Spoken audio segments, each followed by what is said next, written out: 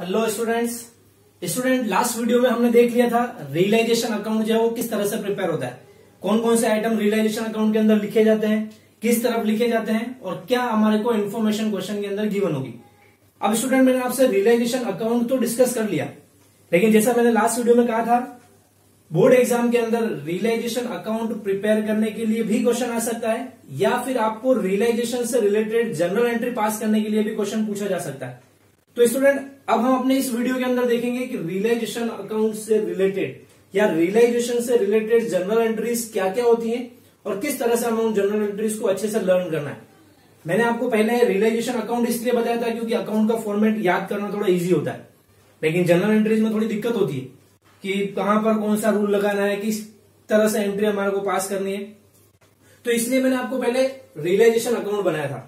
Account आपको easy से समझ में आ गया था कि किस तरह से हमें ट्रांजेक्शन को किधर शो करना है। मैंने अभी जनरल एंट्रीज पढ़ाने के लिए आपको रियलाइजेशन अकाउंट का एक छोटा सा फॉर्मेट इस तरह बना के दिया है, क्योंकि ये रियलाइजेशन अकाउंट का जो फॉर्मेट है वो फॉर्मेट ही हमारा जनरल एंट्रीज को करने में हेल्प करेगा, या जनरल एंट्रीज को इजी वे में जल्दी से लर्न करने के लिए हमारे को फॉर्मेट देखना जरूरी है। इसलिए मैंने इन शॉर्ट फॉर्मेट यहां बना दिया है। एक बार मैं वापस थोड़ा सा फॉर्मेट डिस्कस कर लेता हूं आपसे। इस तरफ टू असेट्स, जो असेट्स बैलेंस शीट से ट्रांसफर होकर के आई है वो यहां लिखी है।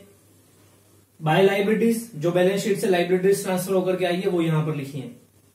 फिर लाइबिलिटीज को पेमेंट करेंगे तो क्रॉस में लिखते हैं हम टू कैश या बैंक के नाम से, वो हमने इस तरफ लिख दिया है। अगर किसी लाइबिलिटीज का पेमेंट कोई पार्टनर कर रहा है तो उस पार्टनर के नेम से यहां लिखते हैं। सेम वैसे ही असेट्स इस तरफ लिखी हुई है, तो उन असेट्स को पेमेंट जब हम करेंगे तो इस तरफ लिखेंगे टू कैश या बैंक के नाम से।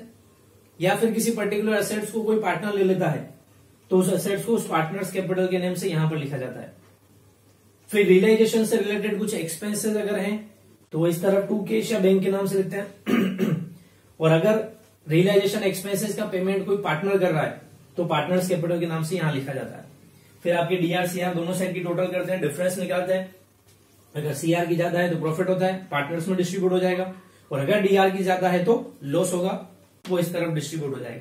तो ये अपना छोटा सा जनरल रियलाइजेशन अकाउंट का फॉर्मेट बना लिया हमने। अब हम देखते हैं रियलाइजेशन से रिलेटेड जनरल एंट्रीज कौन कौन सी होती हैं और किस तरह से हमें उनको लर्न करना है। ठीक है स्टूडेंट। तो स्टूडेंट बोर्ड एग्जाम के अंदर जो क्वेश्चन आता है उसके जनरल एंट्री का क्वेश्चन भी हो सकता है। अब उस क्वेश्चन में क्या होगा कि आपको कुछ ट्रांजेक्शन्स दे रखे होंगे रियलाइजेशन से रिलेटेड, उन ट्रांजेक्शन्स की आपको जनरल एंट्री पास करनी है। तो मैं भी आपको बताऊंगा कौन कौन सी जनरल एंट्री होती है और किस तरह से हमें उन एंट्रीज को करना है।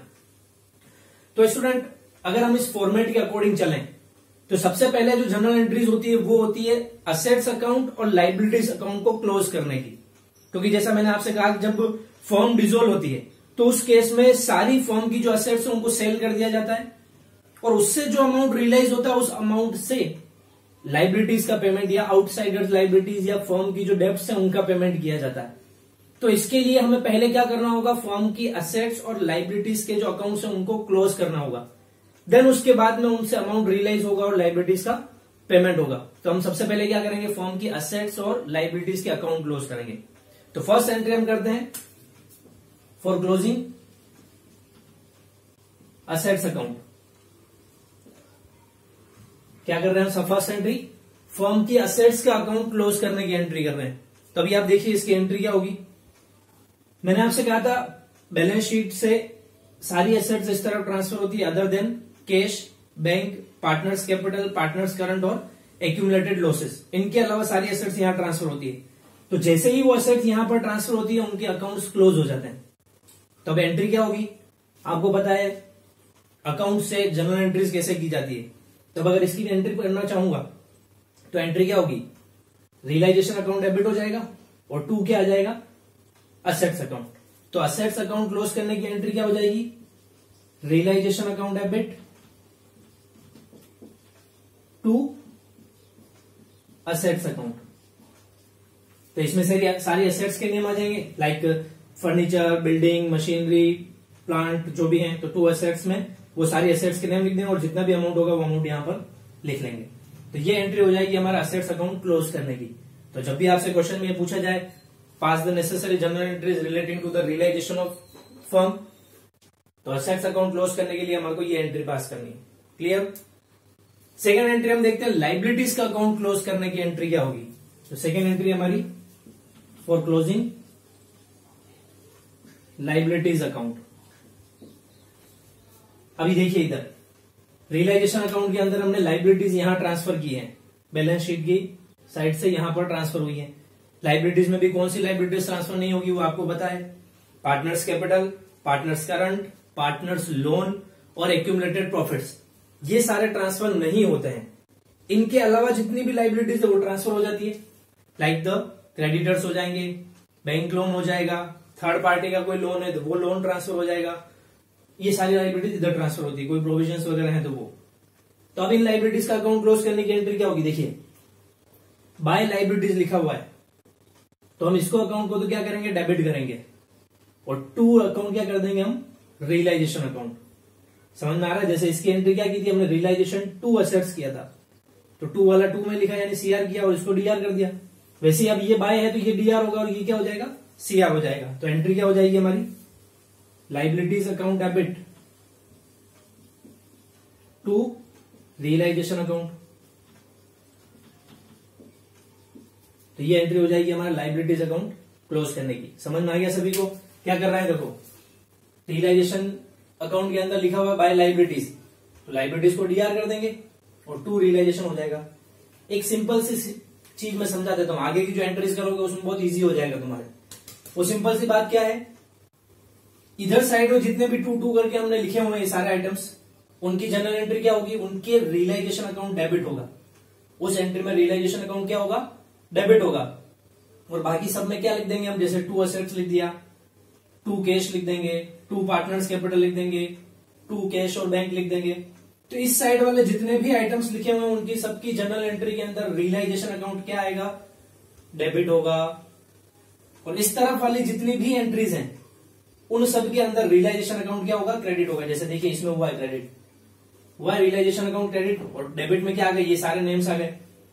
तो ये सिंपल सा फंडा है, इससे आपको जनरल एंट्रीज करने में बहुत आसानी होगी। बाकी तो फिर ये है कि आप सारी जनरल एंट्रीज याद करो अकॉर्डिंग टू द रूल। अब जैसे इसको भी रूल के अकॉर्डिंग हम कर सकते हैं, क्या होगी देखिए, हम क्या कर रहे हैं, for the closing of assets account, assets account close कर रहे हैं। आप सभी को ये पता है कि when assets increase assets account will be debit and when asset decrease assets account will be credit. जब असेट्स बढ़ती है तो असेट्स अकाउंट को डेबिट करते हैं, और जब असेट्स कम होती है तो असेट्स अकाउंट को हम क्रेडिट करते हैं। अभी हम क्या कर रहे हैं, असेट्स के अकाउंट क्लोज कर रहे हैं, मतलब बिल्कुल खत्म कर रहे हैं उसको। तो असेट्स क्या हो रही है, कम हो रही है, तो ये देखिए असेट्स को हमने क्या कर दिया, क्रेडिट कर दिया। सेम फंडा वैसी लाइबिलिटीज के साथ में भी, when liabilities increases it will be credit and when liabilities decreases it will be debit. जब लाइबिलिटीज इंक्रीज होती है तो क्रेडिट करते हैं, क्योंकि लाइबिलिटीज का बैलेंस क्रेडिट होता है, तो उसको क्रेडिट करते हैं जब बढ़ती है तब। लेकिन जब लाइबिलिटीज डिक्रीज होती है तो उसको हम डेबिट करते हैं। लाइबिलिटीज डिक्रीज होती है तो उसको डेबिट करते हैं। ये देखिए अभी लाइबिलिटीज डेबिट हो रहा है, क्योंकि अभी लाइबिलिटीज अकाउंट हम क्लोज कर रहे हैं, मतलब खत्म कर रहे हैं लाइबिलिटीज को, तो इसलिए डेबिट हो गया। तो अकॉर्डिंग टू द रूल भी चल सकते हैं। अब रूल के हिसाब से, अगर आपको रूल लर्न है तो आप उसके हिसाब से कीजिए, कोई दिक्कत नहीं, एंट्रीज वही होंगी। दूसरा मैंने शॉर्ट ट्रिक आपको बता दी, एक दिमाग में सेट कर लीजिए रियलाइजेशन अकाउंट के अंदर क्या क्या लिखते हैं, और नहीं होता है अगर तो शॉर्ट में फटाफट से इस छोटा सा अकाउंट पीछे रफ में बना लो, जितना शॉर्ट हो सके उतना आपके समझने के लिए।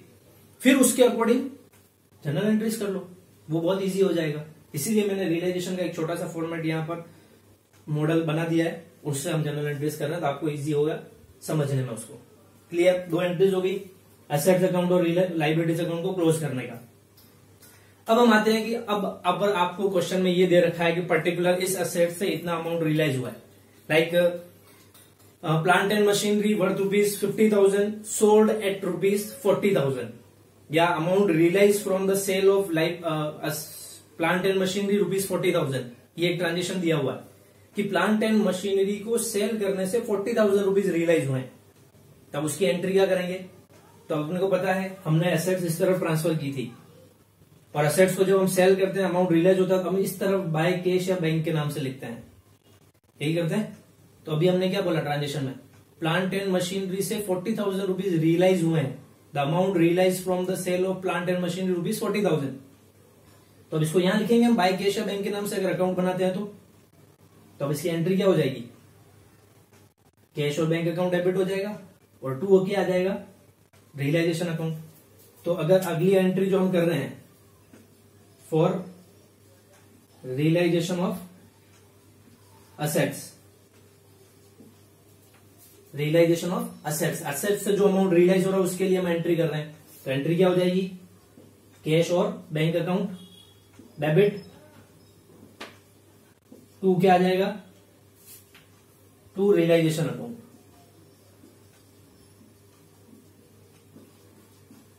अब इसमें ये चीज ध्यान रखनी है आपको कि जब हम नॉर्मली जर्नल एंट्री पास करते हैं किसी एसेट्स को सेल करने के लिए, जब हम नॉर्मली, इसकी बात नहीं करते रियलाइजेशन की, अगर हम नॉर्मली जर्नल एंट्री पास कर रहे हैं for the sale of assets या amount realise from the assets, तो अब हम एंट्री करते हैं कैश या bank account debit to particular assets, यानी कैश और bank account debit to assets account हम एंट्री करते हैं जब हम किसी असेट्स को सेल करते हैं तब। लेकिन ये क्या है, रियलाइजेशन है, और रियलाइजेशन के हम अंदर ऑलरेडी असेट्स और लाइबिलिटीज को रियलाइजेशन अकाउंट में ट्रांसफर करके उनके अकाउंट्स को क्लोज कर चुके हैं। इसलिए अब हम जब भी एंट्री करेंगे तो उस एंट्री के अंदर अब कहीं पर भी असेट्स और लाइबिलिटीज का नेम जो है वो नहीं आएगा। क्या होगा, असेट्स और लाइबिलिटीज का नेम अब कभी भी नहीं आएगा। अब जब भी नाम आएगा वो किसका आएगा, रियलाइजेशन का आएगा, क्योंकि हम उन असेट्स और लाइबिलिटीज को रियलाइजेशन अकाउंट में ट्रांसफर करके ऑलरेडी क्लोज कर चुके हैं। तो देखिए एंट्री क्या होगी, कैश या bank account debit to realisation account, assets amount realise हो रहा है, दूसरा रूल के हिसाब से चले तो असेट्स अमाउंट रियलाइज हो रहा है, कैश और बैंक अकाउंट डेबिट हो जाएगा, टू रियलाइजेशन आएगा, असेट्स नहीं आएगा यहाँ पर क्योंकि हम असेट्स को रियलाइजेशन अकाउंट में ट्रांसफर कर चुके हैं और उसके अकाउंट को क्लोज कर चुके हैं, इसलिए यहाँ पर रियलाइजेशन आ गया।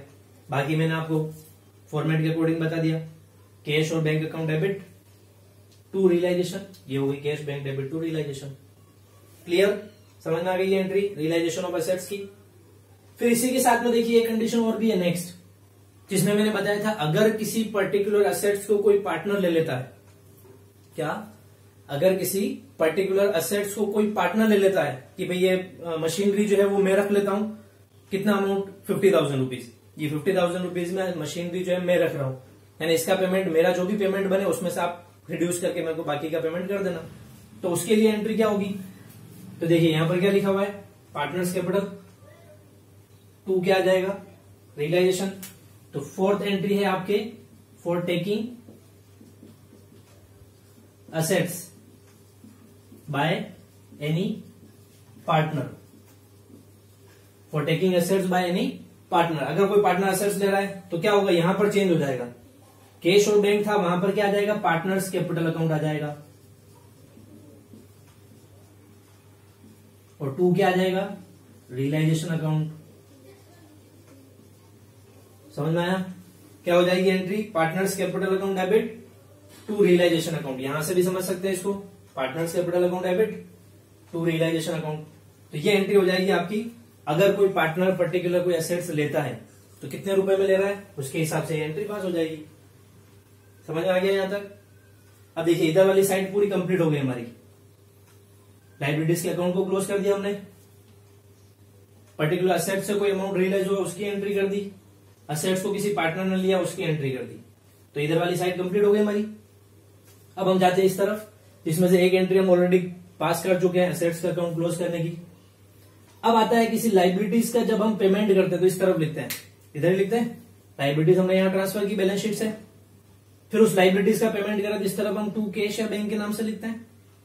और अगर किसी लाइबिलिटीज के पेमेंट की लाइबिलिटी जो है या रेस्पॉन्सिबिलिटी जो है वो कोई पार्टनर ले लेता है तो हम उसको लिखते हैं टू पार्टनर्स कैपिटल अकाउंट के नेम से, यही करते हैं। अब इसकी जनरल एंट्री क्या होगी, देखिए अगर लाइबिलिटीज से पेमेंट हो रहा है, लाइबिलिटीज का पेमेंट हो रहा है तो एंट्री क्या होती है, realisation account debit to cash और बैंक अकाउंट। और अगर किसी पार्टनर ने ले ली है लाइबिलिटी या वो पेमेंट करेगा उसका, तो realisation account debit to partners capital account. समझ में आ रहा है अकाउंट से, तो अब इसकी एंट्री कर लेते हैं। नेक्स्ट एंट्री जो होगी हमारी fifth entry for payment of liabilities. तो एंट्री क्या हो रही है, देखिए इधर realisation account debit to cash और बैंक अकाउंट, तो एंट्री हो जाएगी realisation account debit to cash oblique bank account. ये हो जाएगी लाइबिलिटीज का पेमेंट करने की एंट्री। क्लियर। अब उसी तरह से अगर लाइबिलिटीज कोई पार्टनर ले लेता है या लाइबिलिटीज को पे करने की रेस्पॉन्सिबिलिटी कोई पार्टनर लेता है तो एंट्री क्या होगी, if liabilities taken over by partner. तो क्या चेंज होगा, कैश की जगह पर पार्टनर्स कैपिटल आ जाएगा। तो एंट्री क्या हो जाएगी, realisation account debit to partners capital account. यानी जिस पार्टनर ने लाइबिलिटीज का पेमेंट करने की रेस्पॉन्सिबिलिटी ली है उस पार्टनर का नेम यहां पर आ जाएगा। सपोज ए ने ली है रेस्पॉन्सिबिलिटी तो टू एस कैपिटल आ जाएगा, बी ने ली है तो टू बीस कैपिटल आ जाएगा, जितने रुपए में वो रेस्पॉन्सिबिलिटी ले रहा है वो अमाउंट आ जाएगा। तो ये हो गया लाइबिलिटीज का पेमेंट, दोनों केस हो गए। अब हमारा आता है नेक्स्ट रियलाइजेशन एक्सपेंसेस के पेमेंट की एंट्रीज। तो रियलाइजेशन एक्सपेंसेस की पेमेंट की भी सेम वैसी एंट्रीज है जिस तरह से हमने लाइबिलिटीज के पेमेंट की है। अगर रियलाइजेशन एक्सपेंसेस का पेमेंट जो है वो फर्म कर रही है तो एंट्री में हम क्या लिखते हैं, टू कैश और बैंक लिखते हैं। तो एंट्री क्या होगी, realisation account debit to cash और बैंक अकाउंट। अगर रियलाइजेशन के पेमेंट की एंट्री पेमेंट जो है वो कोई पार्टिकुलर पार्टनर कर रहा है तो एंट्री होगी realisation account debit to partners capital account. आया समझ में। तो ये दो एंट्री होती है। लेकिन स्टूडेंट रियलाइजेशन एक्सपेंसेस के पेमेंट की दो के अलावा बहुत सारी एंट्रीज और भी होती हैं। तो मैं ऐसा करता हूं, आपको रियलाइजेशन एक्सपेंसेस से रिलेटेड जितनी भी एंट्रीज हैं या उसमें जितने भी केसेस हैं वो सारे केस की एंट्रीज एक साथ बता देता हूं। तो पहले आप ऐसा कीजिए, वीडियोस पॉज करके ये सारी एंट्रीज जो उनको नोट कर लीजिए। ये सारी एंट्रीज मैंने आपकी बता दी है। असेट से अमाउंट रियलाइज कैसे होगा, लाइबिलिटीज का पेमेंट कैसे होगा, किस तरह से हम उनका सबको पेमेंट करेंगे, ये सारी एंट्रीज हैं। तो एक बार वीडियो पोस्ट करके ये सारी एंट्रीज लिख लीजिए।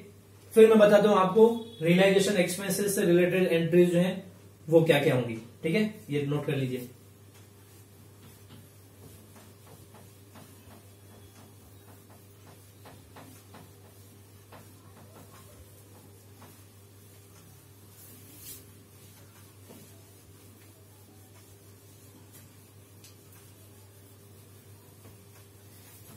देखिए स्टूडेंट, अब जो हम नेक्स्ट एंट्रीज देखने वाले हैं वो है हमारे रियलाइजेशन एक्सपेंसेस से रिलेटेड एंट्रीज।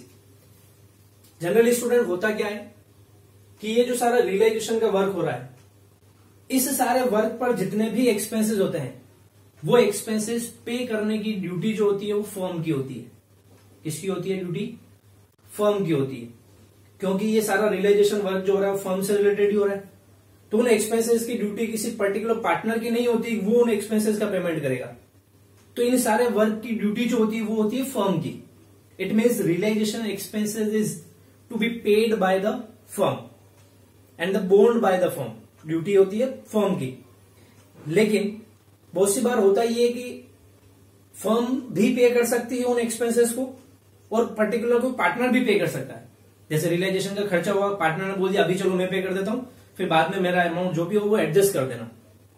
तो क्या हुआ, ड्यूटी तो फर्म की है लेकिन पे फर्म भी कर सकती है और कोई पर्टिकुलर पार्टनर भी कर सकता है। तो उस केस में क्या होता है, थोड़े एंट्रीज में चेंजेस हो जाते हैं। तो अभी हम देखते हैं रियलाइजेशन एक्सपेंसेस से रिलेटेड क्या चेंजेस हो सकते हैं एंट्रीज में और कब कब होंगे। जैसे फर्स्ट केस में ले रहा हूं, इफ रियलाइजेशन एक्सपेंसेस बोन्ड by firm and paid by firm. बोन्ड बाय फर्म का मतलब है ड्यूटी किसकी है, बोन्ड बाय फर्म का मतलब पे करने की ड्यूटी किसकी है, कौन बियर करेगा रियलाइजेशन एक्सपेंसेस। और पेड बाय फर्म मतलब पे कौन कर रहा है। तो यहां पर इस केस में देखिए बोन्ड बाय भी फर्म है एंड पेड बाय भी फर्म है। यानी रियलाइजेशन एक्सपेंसेस बियर जो कर रहा है या बोन्ड जो कर रहा है वो भी फर्म कर रही है और उसका पेमेंट भी फर्म कर रही है। ठीक है, तब उस केस में एंट्री क्या होगी। देखिए उस केस में एंट्री जो होती है वो होती है realisation account debit to cash oblique bank account. क्या, realisation account debit to cash oblique bank account. ये एंट्री कैसे हुई, इधर देखिए ये रियलाइजेशन अकाउंट बना हुआ है आपका, यहां पर लिखा हुआ है to cash oblique bank account realisation expenses का पेमेंट। तो मैंने जैसे कहा था रियलाइजेशन एक्सपेंसेस पे करने की ड्यूटी किसकी होती है, फर्म की होती है और रियलाइजेशन अकाउंट फर्म की बुक में ही बनता है। तो हमने यहां पर रियलाइजेशन अकाउंट में टू कैश और बैंक लिखा क्योंकि फर्म ने ही पे किए। तो जब फर्म की बुक में अकाउंट बन रहा है तो फर्म की बुक में फर्म का नाम नहीं आता है, उसको कैश और बैंक के नाम से शो करते हैं। तो हमने टू कैश और बैंक लिख दिया। समझ में आ गया ये एंट्री? क्या होगी entry? Realisation account debit to cash और bank account if realisation expenses borne by the firm and paid by the firm. ठीक है। दूसरा, जैसा मैंने बोला, पे फर्म करती है लेकिन कभी कभी कोई पार्टनर भी पे कर सकता है रियलाइजेशन एक्सपेंसेस। तो सेकंड केस क्या हो जाएगा हमारा? Expenses borne by firm, duty तो फर्म की है बट पेड बाय पार्टनर। क्या है? Borne by firm but paid by partner. Duty firm की है लेकिन पे कौन कर रहा है? पार्टनर कर रहा है। तो ड्यूटी फर्म की है तो एंट्री क्या हो जाएगी? रियलाइजेशन अकाउंट डेबिट टू जिस पार्टनर ने पेमेंट किया उस पार्टनर्स कैपिटल के नाम से। क्या हुआ? Realisation account debit to partners capital. इधर देखिए अकाउंट के अंदर मैंने लिखा है यहां पर रियलाइजेशन अकाउंट के अंदर टू पार्टनर्स कैपिटल। और मैंने ये कहा था अगर कोई पर्टिकुलर पार्टनर पे कर देता है रियलाइजेशन एक्सपेंसेस तो हम उस केस में एंट्री करते हैं realisation to partners capital account. तो ये एंट्री हो जाएगी। तो इन दोनों केस के अंदर ड्यूटी किसकी थी? फर्म की थी पे करने की। फर्स्ट केस में फर्म खुद पे कर रहा था और सेकेंड केस में पार्टनर पे कर रहा था। तो हमने कहां पर चेंज किया?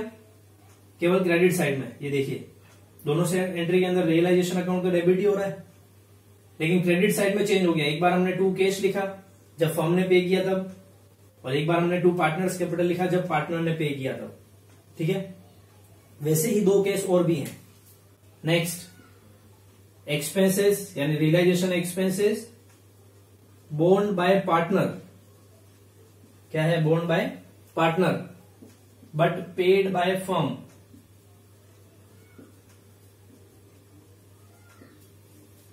Realisation expenses borne by partner यानी ड्यूटी किसकी है? पे करने की, पार्टनर की। और पे कौन कर रहा है? फर्म पे कर रही है। तो अब वो रियलाइजेशन अकाउंट के अंदर शो नहीं होगा क्योंकि इन एक्सपेंसेस के पेमेंट की ड्यूटी किसने ले ली है? पार्टनर ने ले ली। मैं पे करूंगा रियलाइजेशन एक्सपेंसेस। तो उस केस में पार्टनर्स कैपिटल अकाउंट क्या हो जाएगा? डेबिट हो जाएगा। क्या हो जाएगा? पार्टनर्स कैपिटल अकाउंट डेबिट हो जाएगा। और पे कौन कर रही है? फर्म कर रही है। तो जब फर्म पे करती है तो उसको कैश या बैंक के नाम से लिखते हैं।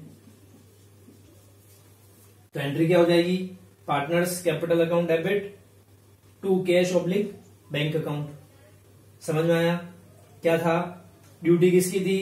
पार्टनर की। तो हमने पार्टनर को डेबिट कर दिया और फर्म पे कर रही है तो to cash oblique bank account लिख देंगे। फोर्थ केस होता है हमारा borne by partner. Realisation expenses borne by partner and paid by another partner.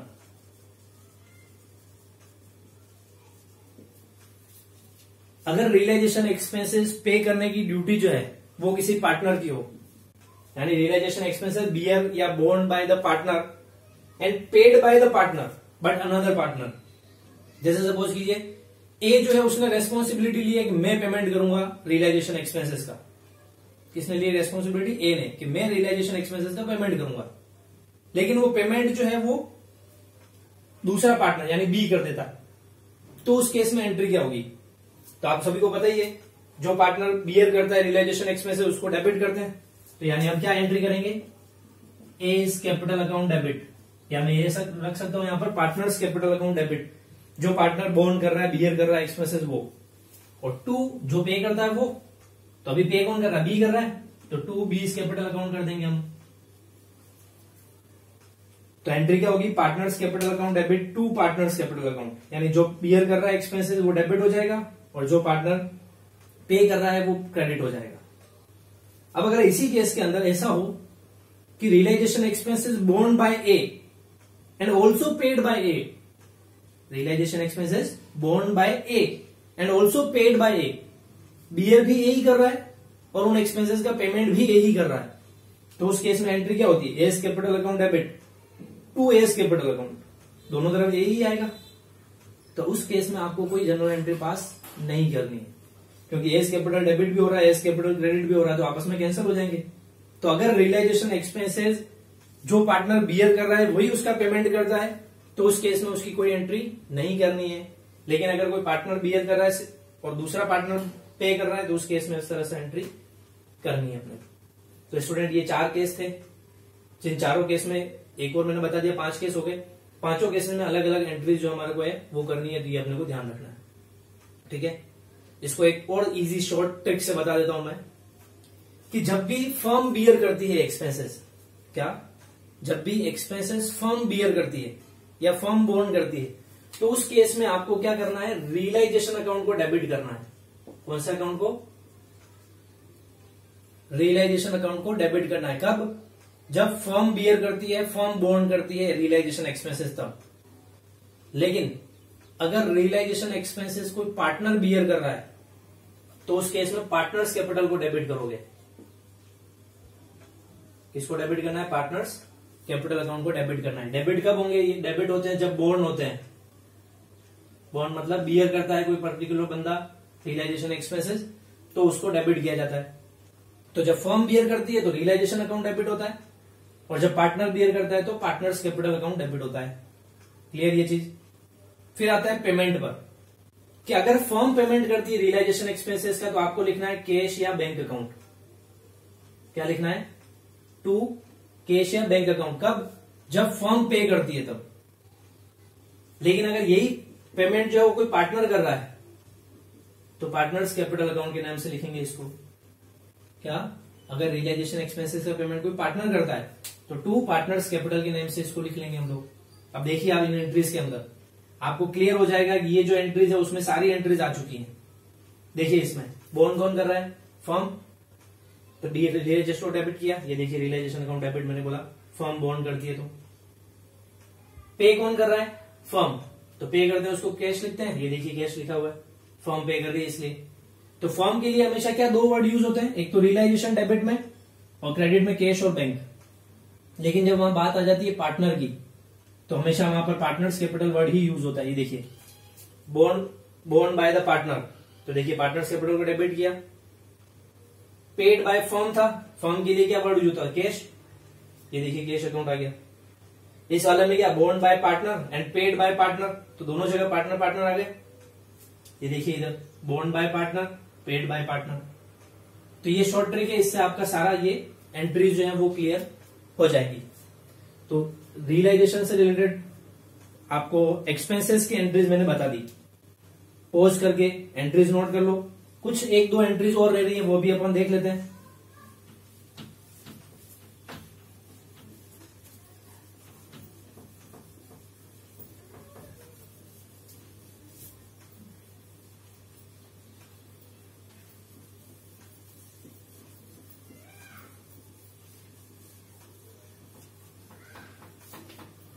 अब नेक्स्ट एंट्री जो स्टूडेंट है हमारी, वो नेक्स्ट एंट्रीज हैं आपके, एक तो अगर किसी पार्टनर को रियलाइजेशन वर्क के लिए कोई रेम्युनरेशन दिया जा रहा है। क्या? अगर किसी पार्टनर को रियलाइजेशन वर्क के लिए कोई रेम्युनरेशन दिया जा रहा है, जैसा कि मैंने कल बताया था आपको कि अगर रियलाइजेशन का वर्क कोई पर्टिकुलर पार्टनर देख रहा है सारा, तो उसके बदले में उसको कोई रेम्युनरेशन भी दिया जा सकता है। तो उस केस में एंट्री क्या होती है? तो नेक्स्ट जो भी टॉपिक है आप नंबर डाल देना अपना, realization work done by any partner and remuneration paid for this work। अगर रियलाइजेशन का वर्क कोई पर्टिकुलर पार्टनर कर रहा है, उसके लिए उसको रेम्युनरेशन पे किया जा रहा है, तो उसकी एंट्री क्या होगी? एंट्री होगी realisation account debit to particular partners capital account. Realisation account debit to particular partners capital account. तो रियलाइजेशन अकाउंट को डेबिट कर देंगे, और जिस पार्टनर को रेम्युनरेशन का पेमेंट किया जा रहा है उस पार्टनर्स कैपिटल अकाउंट को हम क्या कर देंगे? क्रेडिट कर देंगे। जैसे सपोज कीजिए रियलाइजेशन का सारा वर्क जो है वो ए देख रहा है। कौन देख रहा है? ए। और उसके लिए उसको 5000 रुपीज का रेम्युनरेशन मिलेगा। तो आप एंट्री करोगे realisation account debit to A's capital account 5000। तो ये एंट्री हो जाएगी आपके रियलाइजेशन की। रियलाइजेशन एक्सपेंसेस की एंट्री हम देख चुके हैं कैसे करनी है, तो ये होगी। अब स्टूडेंट हमारे पास में केवल 2 एंट्रीज और रह जाती हैं। रियलाइजेशन पर जो प्रॉफिट होगा उसके डिस्ट्रीब्यूशन की, और रियलाइजेशन पर जो लॉस होगा उसके डिस्ट्रीब्यूशन की। तो अब देखिए रियलाइजेशन के जो प्रॉफिट हो रहा है उसके डिस्ट्रीब्यूशन की एंट्री क्या होगी, realisation account debit to A's capital account to B's capital account. तो ये एंट्री किसकी है, for distribution of realisation profit, for distribution of realisation profit. तो एंट्री क्या होगी, रियलाइजेशन अकाउंट डेबिट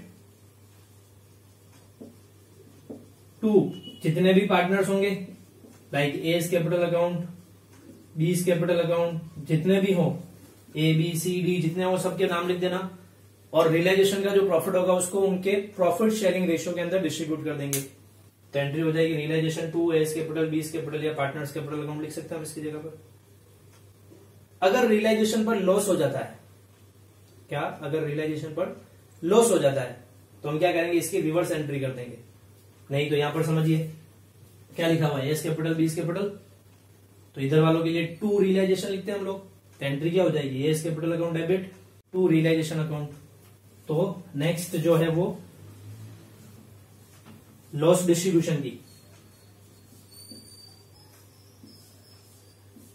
एंट्री क्या हो जाएगी, पार्टनर्स कैपिटल अकाउंट, यानी कि A's capital B's capital account debit to realisation account.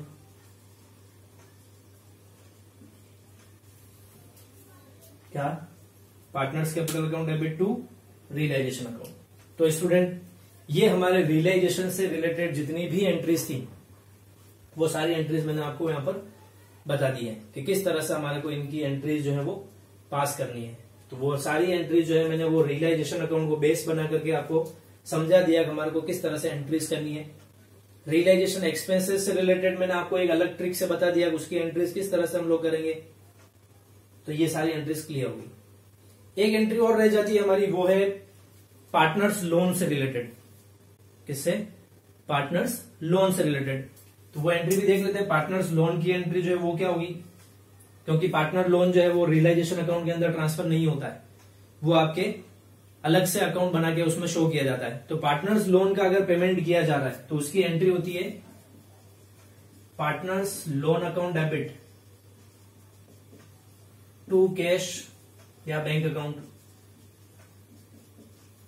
क्या एंट्री होगी, partners loan account debit to cash और बैंक अकाउंट। जैसे सपोज कीजिए ए जो है उसने फॉर्म को 10,000 रुपीज का लोन दिया हुआ है, ए ने फॉर्म को 10,000 रुपीज का लोन दिया हुआ है और उस लोन का पेमेंट किया जा रहा है। तो एंट्री कर देंगे हम पार्टनर्स, यानी कि A loan account debit to cash या बैंक अकाउंट 10,000।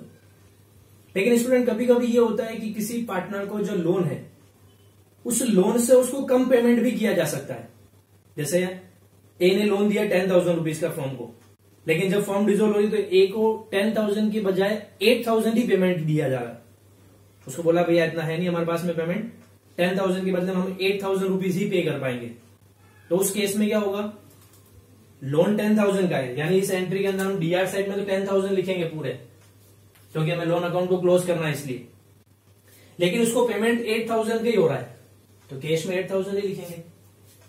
तो रिमेनिंग 2,000 रुपीज कहां जाएंगे, तो वो जो 2,000 रुपीज है वो जाएंगे हमारे रियलाइजेशन अकाउंट के अंदर।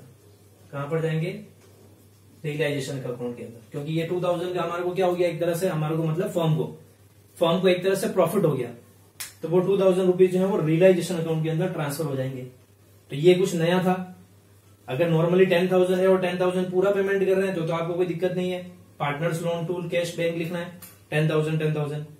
लेकिन अगर जितना लोन का अमाउंट है उससे कम पेमेंट किया जा रहा है उसको, तो हम एंट्री करेंगे partners loan account debit to cash bank और टू रियलाइजेशन अमाउंट। जितना कम दिया है वो प्रॉफिट है और ये रियलाइजेशन अकाउंट के अंदर शो हो जाएगा। क्लियर। तो इस तरह से अपने पार्टनर्स लोन वाली एंट्री जो है वो भी हो जाएगी।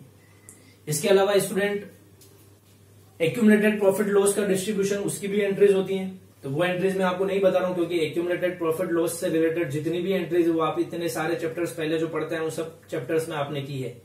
तो वही सेम एंट्री इसमें भी होगी। प्रॉफिट डिस्ट्रीब्यूट करेंगे तो चारों प्रॉफिट जो है हमारे WCR, IFR, general reserve, P&L वो डेबिट हो जाएंगे और टू पार्टनर्स कैपिटल अकाउंट आ जाएगा। ये प्रॉफिट की डिस्ट्रीब्यूशन की होगी।